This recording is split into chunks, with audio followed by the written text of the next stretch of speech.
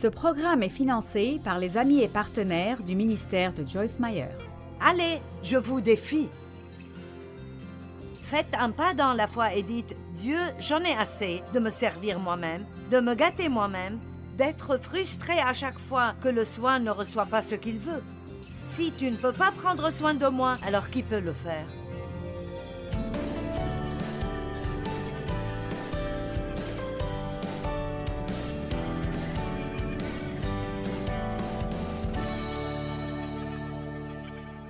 Eh bien, la générosité n'est pas naturelle. Et plus nous, disons-le comme ça, moins nous avons des paroles de la Bible, moins nous avons des prédications directes, ointes et guidées par l'Esprit de Dieu, et plus le monde devient égoïste. C'est pour cela que nous ne devons pas, en tant que prédicateurs et enseignants, dire aux gens ce qu'ils veulent entendre. Nous devons leur dire ce qu'ils ont besoin d'entendre et espérer que c'est ce qu'ils veulent. Mais s'ils ne le veulent pas, c'est ce que nous devons leur donner de toute façon. Et s'ils ne veulent pas écouter, alors ce n'est pas ma responsabilité. Notre responsabilité est d'aimer les gens, de ne jamais perdre foi en eux, de prier pour eux et de dire la vérité avec amour. Amen. Donc, si on revient au jour de Paul, quand il a écrit à Timothée, nous trouvons dans 2 Timothée 3, verset 2, l'état dans lequel le monde sera dans les derniers jours. Car les hommes seront égoïstes, centrés sur eux-mêmes, amis de l'argent, avec un désir ardent de richesse, fanfarons, arrogants et hautains. Ils seront abusifs, blasphémateurs, moqueurs, rebelles à leurs parents, ingrats, irréligieux et profanes. Eh bien, je ne vois rien d'écrit ici qui manque aujourd'hui. Ne soyez pas déprimés, ce ne sont pas de mauvaises nouvelles. Parce que c'est l'ère, le moment, l'année que Dieu a choisi pour que nous y soyons en vie sur terre. Allez, ceci est merveilleux. Vous êtes croyants en Christ. Vous êtes venus aujourd'hui, vous avez pris un jour de congé au travail. Vous êtes venus aujourd'hui pour apprendre de la parole de Dieu. Alors là, je vais le faire maintenant. Et je vais dire, ceci est l'état du monde, mais ça ne doit pas, ça ne peut pas, ça n'oserait pas être notre état. Et alors, nous allons nous encourager l'un l'autre à être généreux. Vous savez, il y a en fait des versets qui nous disent que nous devons continuellement nous encourager l'un l'autre pour avoir le cœur généreux. Allez, nous n'avons pas besoin de nous asseoir à déjeuner avec nos amis et ne rien faire d'autre que de parler de tous nos problèmes. Pourquoi ne pas parler de comment vous pourriez être une bénédiction pour quelqu'un d'autre? Ah, ce serait amusant, n'est-ce pas?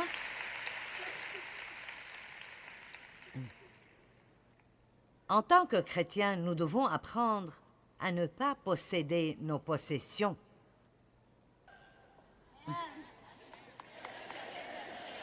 Parce que la vérité est que rien de ce que nous avons nous appartient vraiment.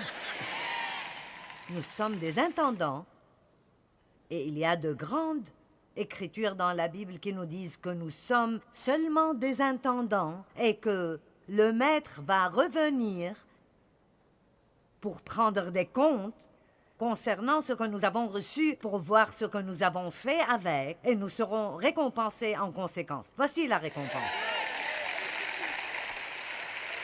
Amen. Ah, je pense que Roy et Cathy auront une récompense phénoménale.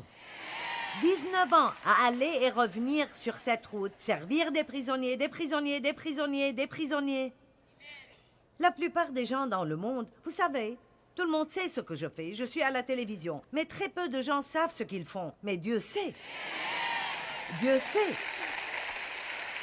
Et vous voyez, si Dieu vous a donné une tâche, la meilleure chose que vous puissiez faire est de juste faire votre tâche et de continuer, et continuer, et continuer, et continuer, et continuer, et vous garder pour ne pas avoir une petite âme et être égoïste.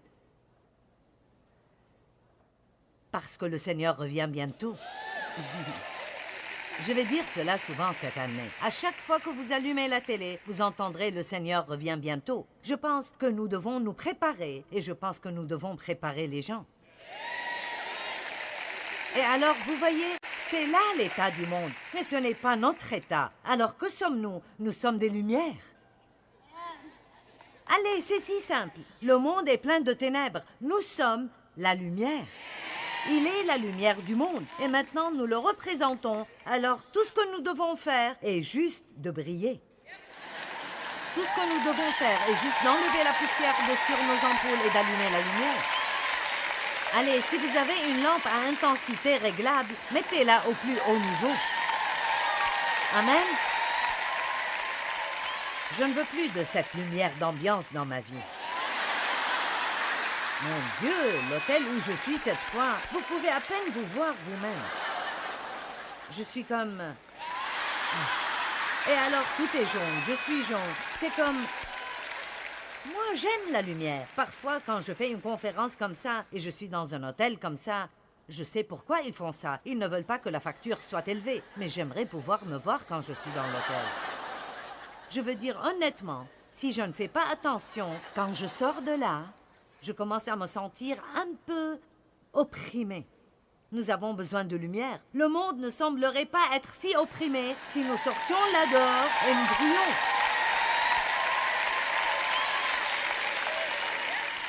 J'ai senti que le Seigneur m'a dit une fois, « Écoute, j'ai mes gens partout. Ils sont dans les usines, ils sont dans les écoles, ils sont au collège, ils sont dans le gouvernement. » Ils sont dans les magasins, ils sont dans l'épicerie. Nous sommes partout.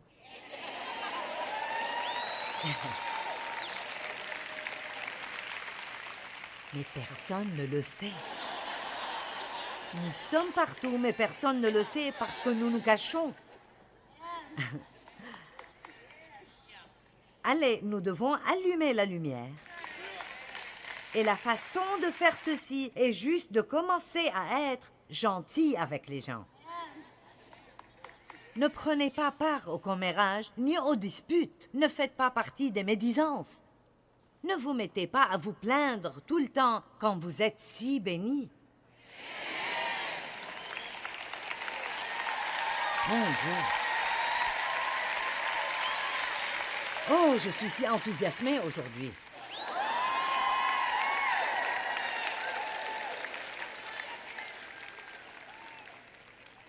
Nous devons apprendre à ne pas posséder nos possessions, mais à vivre avec une main grande ouverte et un cœur ouvert.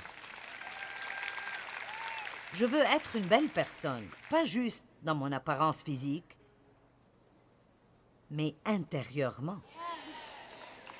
Je veux avoir un cœur magnifique et une âme magnifique. Et quand je suis avec des gens, je veux qu'ils sentent que je leur ai laissé quelque chose. Maintenant... Merci. L'égoïsme paraît être normal pour l'homme non régénéré. Donc, nous ne pouvons vraiment pas blâmer les gens qui ne sont pas sauvés. Ils n'ont même pas un cadre de référence pour quoi que ce soit d'autre. Ils vont juste être égoïstes parce que c'est tout ce qu'ils connaissent. Mais nous pouvons enseigner aux gens en montrant l'exemple. Je vous le dis, j'ai beaucoup appris de Dave juste parce qu'il était un exemple. J'ai grandi dans une maison où je ne savais pas ce qu'était la paix. Je ne savais littéralement pas comment c'était. Parce que tout autour de moi, tout le temps, était la colère et les troubles et les disputes, et je ne connaissais pas la paix. Et je pensais, qu'est-ce qui ne va pas en toi quand j'ai épousé Dave? Je voulais me disputer avec lui. C'est ce que je connaissais, c'est comme ça que je vivais. Je ferais mieux de ne pas aller dans ce sujet, mais... En fait, il était consistant. Que tout le monde dise consistant. Maintenant, nous devons nous arrêter ici juste une minute. Vous ne pouvez pas, si vous voulez être un témoin dans le monde, vous devez être consistant. De la même façon, chaque jour, chaque jour, chaque jour, chaque jour, chaque jour, chaque jour, chaque jour, chaque jour. Le meilleur compliment que quiconque puisse vous donner est cette personne est une bonne personne et elle est tout à fait la même à chaque fois que vous la voyez. La même. Puis-je vous dire quelque chose? Vous ne connaissez vraiment pas la personne avant de la voir dans toutes sortes de situations. C'est pour cela que vous ne savez pas nécessairement qui vous épousez parce que vous êtes sortis 12 fois.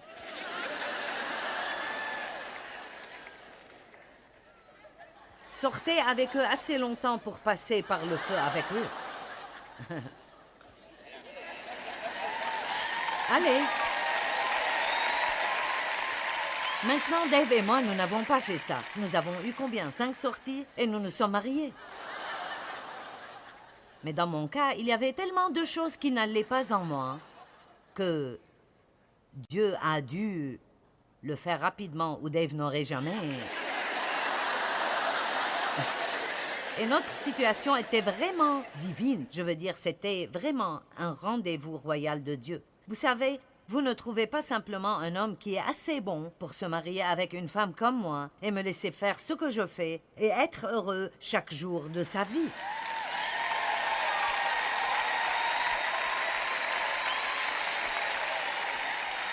Et Dave est si aimant et si bon avec moi. Et il est devenu meilleur comme il vieillissait. Je veux dire, les dames, Dave fait la vaisselle. Il fait la lessive. Il repasse mes habits si j'en ai besoin. Il remplit l'humidifiant. Et il joue au golf. Beaucoup et beaucoup et beaucoup de golf. Et il regarde le baseball et le basketball et le tennis et le golf et quoi d'autre? Je ne sais pas. Football, bowling, je veux dire quoi que ce soit. Si ça rebondit ou ça roule, Dave est partant.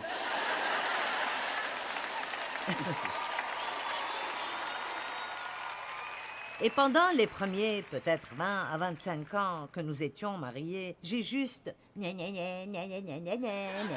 ne faisait pas la vaisselle, il ne faisait pas la lessive. Allez, vous ne pouvez pas grogner jusqu'à que quelqu'un soit comme vous voulez qu'il soit. D'accord, on continue. Nous n'avons plus le temps pour des histoires.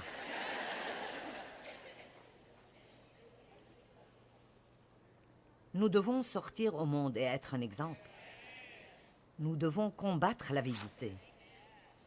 Parlons un peu de l'horreur de l'avidité et de l'avarice. Ce n'est certainement pas beau. Proverbe 28-25. L'homme insatiable excite les querelles, mais celui qui se confie en l'Éternel est rassasié et béni. L'homme avide qui n'a pas de paix et n'est jamais satisfait. Luc chapitre 12, verset 15 dit « Gardez-vous de toute convoitise, le désir immodéré pour la richesse et les désirs avides de posséder plus, car la vie d'un homme ne dépend pas et n'est pas dérivée de la possession en abondance ou de ce qui est au-delà de ses besoins. » L'une des façons de nous garder de l'avidité est d'être agressivement généreux. Ceci est vraiment si important que Paul a même dit aux Corinthiens qu'ils ne devaient pas s'associer avec les personnes avides et gourmandes. Il a dit « Ne passez pas trop de temps avec eux parce que cela déteindra sur vous. » 1 Corinthiens 5, 9 à 11, je vous ai écrit auparavant de ne pas avoir des relations proches et habituelles.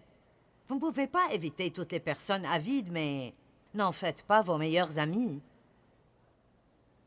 Avec des personnes impudiques et impures, vous ne pouvez pas éviter toute relation avec les personnes immorales dans ce monde, ou avec les avares et les tricheurs et les voleurs ou les idolâtres, car alors il vous faudrait sortir de la société humaine elle-même. Je pense que Paul a eu une révélation.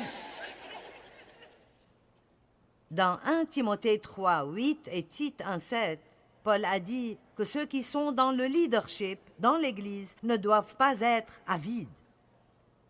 Waouh! Eh bien, c'est triste quand nous voyons quelqu'un dans le ministère béni jusqu'au point où il commence à mal user de l'argent qui a été mis dans ses mains pour prêcher l'Évangile, et rien ne fait plus de mal à l'attitude du monde concernant le ministère et le corps de Christ que ce genre d'exemple. C'est pour cela que c'est très important que des hommes et des femmes de caractère soient mis dans des positions de leadership et qu'ils rendent des comptes. Quand les gens ne rendent pas des comptes, je ne sais pas s'il y a beaucoup de gens qui ont même la capacité de rester sur le droit chemin s'ils n'ont aucun compte à rendre dans leur vie. S'il n'y a aucune autre raison pour faire partie d'une église locale, c'est cette raison, parce que peut-être que si vous ne venez pas pendant 6 mois, quelqu'un pensera à vous et viendra vous chercher pour voir si vous vous êtes égaré. Allez à une église où les gens s'occupent de vous. N'allez pas quelque part où vous pouvez ne pas aller pendant 9 mois et personne ne sait si vous êtes vivant ou mort. Parce que ce n'est pas juste, vous savez, de vous pointer à l'église le dimanche et alors vous aurez l'approbation du ciel. C'est aussi de rendre...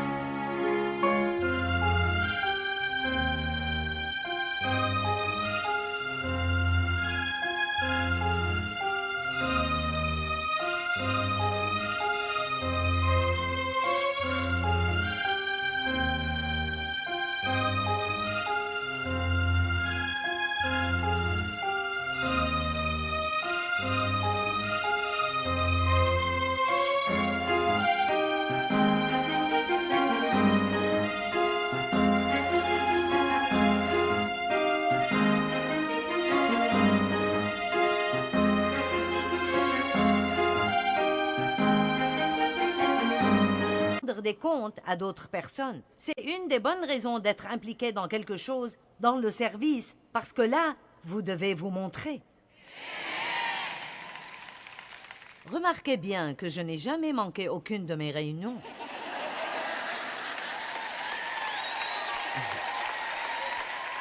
En 40 ans, il y a seulement eu 2 fois dans 40 ans où je ne pouvais pas y aller et j'ai envoyé quelqu'un pour prendre ma place parce que j'étais vraiment très malade.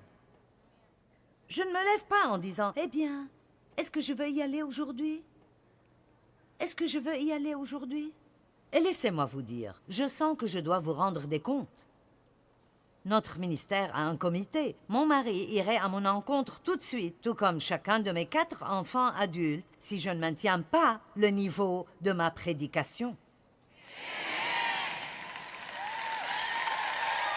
Mon fils me dit de temps en temps, ça me semble être plutôt fier ici.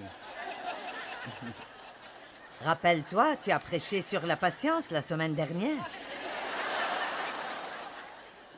Nous devons rendre des comptes. Ne vous entourez pas juste de personnes qui diront oui, qui vous diront soit que vous leur direz ce qu'ils veulent entendre ou vous sortirez de leur vie. Ce n'est pas une relation. Amen. La personne égoïste a une petite âme. D'accord, l'un de mes versets préférés, Marc 8, 34. Puis, ayant appelé la foule avec ses disciples, Jésus leur dit, « Si quelqu'un veut venir après moi, qu'il renonce à lui-même, s'oublie, s'ignore, se perde de vue, lui et tous ses propres intérêts, qu'il porte sa croix et qu'il me suive. »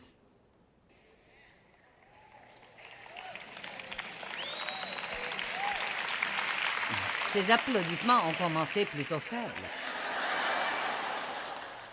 Vous savez, je veux dire, c'est un verset plutôt difficile. Tu veux dire que tu ne veux pas que je m'occupe de moi-même du tout? Et la première chose qui nous vient à l'esprit est, eh bien, et moi, qui prendra soin de moi, qui fera quoi que ce soit pour moi? Eh bien, si nous faisons cela à la façon de Dieu, alors il prendra soin de nous. Donc voilà ce que je veux vous dire aujourd'hui. Si vous avez passé votre vie à essayer de prendre soin de vous-même, vous n'avez aucune idée de ce que Dieu peut faire pour vous si vous faites une grande fête de retraite. Vous prenez la retraite dans le soin de soi et vous vous mettez dans ses mains et vous donnez votre vie pour être une bénédiction partout où vous allez. Allez, je vous défie. Faites un pas dans la foi et dites, Dieu, j'en ai assez de me servir moi-même, de me gâter moi-même, d'être frustré à chaque fois que le soin ne reçoit pas ce qu'il veut. Si tu ne peux pas prendre soin de moi, alors qui peut le faire? Vous savez, si j'avais dit à Dieu, si vous êtes un peu religieux, cela vous gênera peut-être. Mais je prends ma chance. J'ai dit, d'accord Dieu, si je serai une femme entièrement pour toi, alors je veux que mes besoins soient pourvus. Occupe-toi de moi.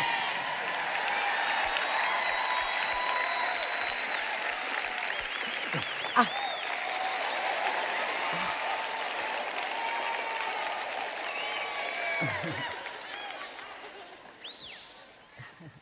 Fais de l'Éternel tes délices, et il comblera les vœux secrets et les désirs de ton cœur. Pourchassez Dieu, et il fera que les choses vous pourchassent.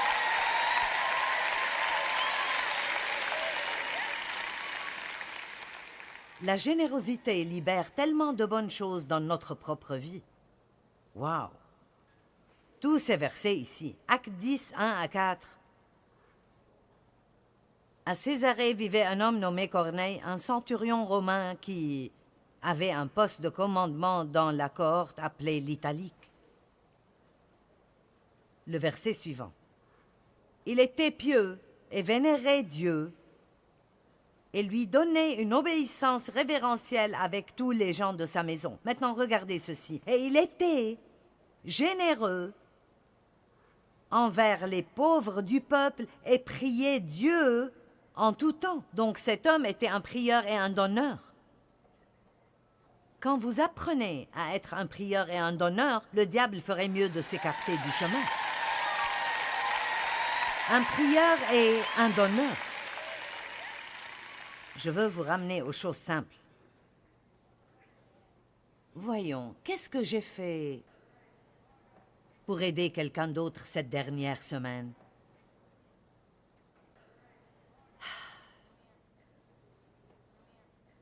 Quand était la dernière fois que j'ai fait quelque chose pour quelqu'un d'autre? Est-ce que j'ai déjà fait quoi que ce soit pour quiconque d'autre?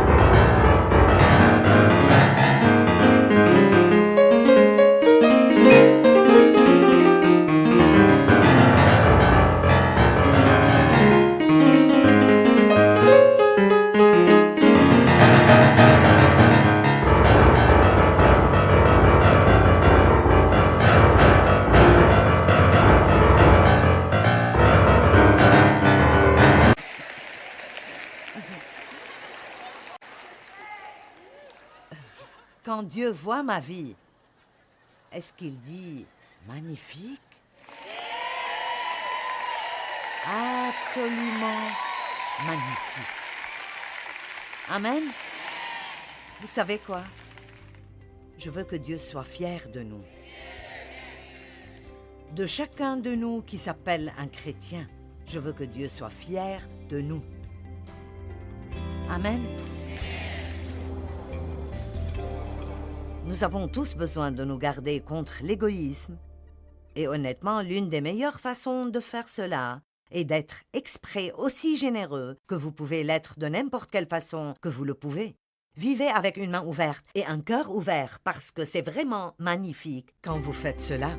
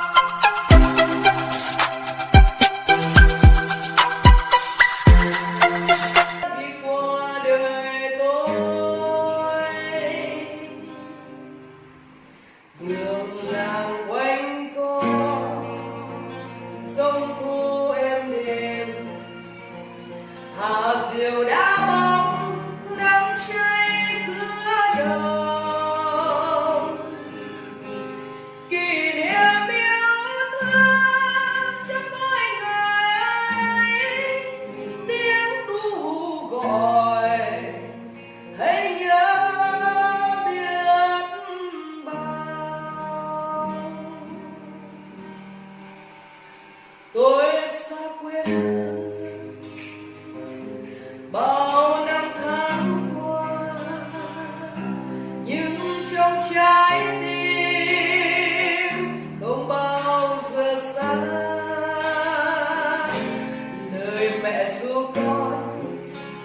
แสงทั่วหลุดน้ำโลวัด